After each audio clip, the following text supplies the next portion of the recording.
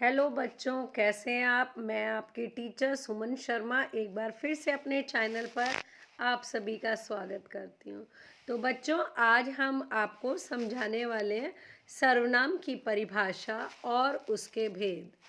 फटाफट से टिप्स पर आपको पता होना चाहिए कि सर्वनाम की परिभाषा क्या होती है और उसके भेद क्या हैं। मैं सुमन शर्मा अपने चैनल पर आप सभी का स्वागत करती हूँ और आशा करती हूँ कि आप भी मस्त होंगे, बिंदास होंगे और प्रसन्नचित होंगे। जो बच्चे पहली बार इस लिंक से जुड़े हैं, प्लीज़ वो मेरे चैनल को लाइक करें, शेयर करें और सब्सक्राइब करें। तो बच्चों, फटाफट से आपको बताती हूँ सर्वनाम की परिभाषा और उसके भेद।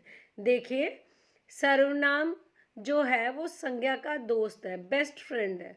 अब सर्वनाम की परिभाषा और उदाहरण हम आपको बताते हैं। वे शब्द जो संज्ञा के स्थान पर प्रयोग किए जाते हैं वे सर्वनाम कहलाते हैं। उदाहरण के तौर पर हम कहेंगे रमेश फुटबॉल खेलता है, और जब हम इसे सर्वनाम के साथ लिखेंगे तो लिखेंगे वह फुटबॉल खेलता है। इस उदाहरण में आप देखिए कि रमेश के स्थान पर वह का प्रयोग कर रहे हैं, तो वह क्या है, सर्वनाम। क्योंकि एक बार आप कंटिन्यूटी में नाउन शब्दों का, संज्ञा शब्दों का प्रयोग करते रहेंगे तो वो सुनने में भी मज़ेदार नहीं लगते हैं, इसलिए हमने सर्वनाम शब्दों का प्रयोग किया है। और मुख्य रूप से सर्वनाम के बच्चों भेद हैं, 6 भेद हैं।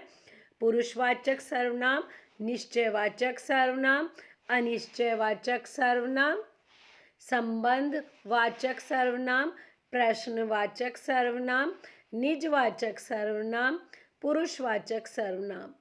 अब देखिए, आपको परिभाषा बताते हैं।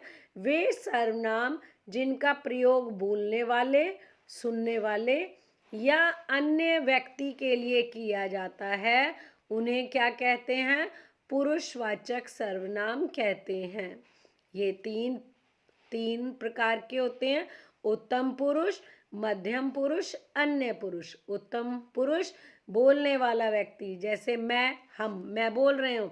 मध्यम पुरुष सुनने वाला व्यक्ति, आप मेरी बात सुन रहे हैं तो तू, तुम, आप।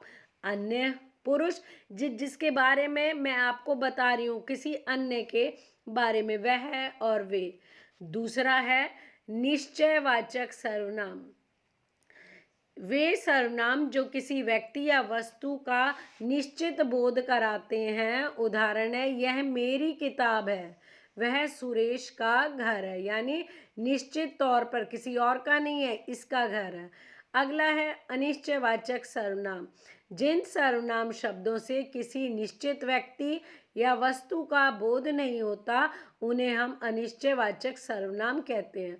जैसे दूध में कुछ गिर गया, दरवाजे पर कोई खड़ा है, हमें पता नहीं कौन है, तो ये क्या है बच्चों, अनिश्चयवाचक सर्वनाम। अगला है संबंधवाचक सर्वनाम। जो सर्वनाम शब्द वाक्यों में प्रयुक्त दूसरे सर्वनाम या संज्ञा से संबंध बताते हैं उन्हें हम संबंधवाचक सर्वनाम कहते हैं।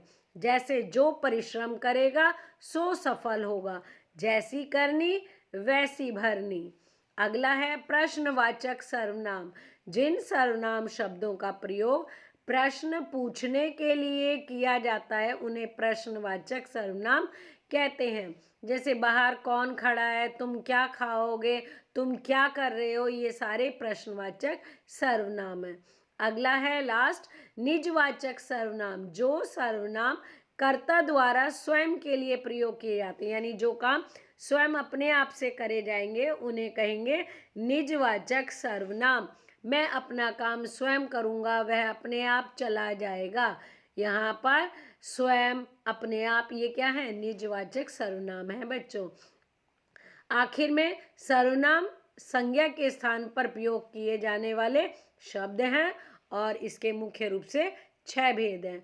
आई होप शॉर्टकट में आपको सर्वनाम और उसके भेद समझ में आ गए होंगे। ओके बच्चों, बाय, टेक केयर।